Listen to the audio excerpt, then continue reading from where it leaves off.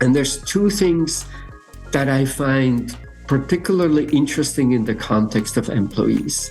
And maybe I can contrast it with what happens in strategy typically when we think about products or services. So think about the market for hotels for a moment. If we only built one hotel, that, of course, would be completely insane. It would basically be, if we only have one type of hotel and it has to be good for budget travelers, it has to be good for luxury travelers, that would be an impossible task.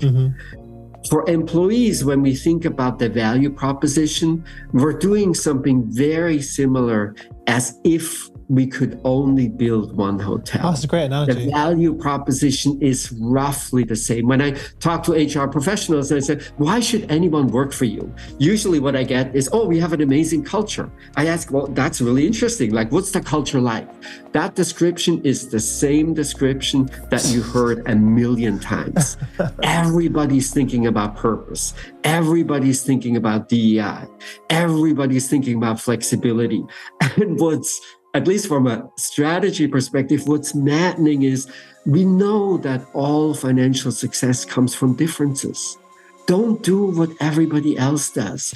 You have to stand out. One of the statistics that I find absolutely astonishing is that if you ask people in the United States why they leave their jobs, 60% of them say, because of my manager.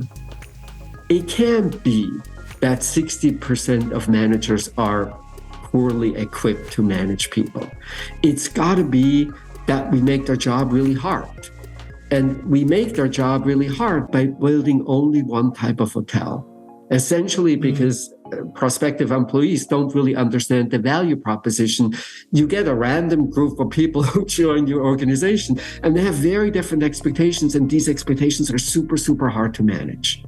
And so it's this lack of differentiation, this lack of doing things differently that ultimately gets us in trouble with employees, because there's not a good match between our value proposition and what people ultimately look for.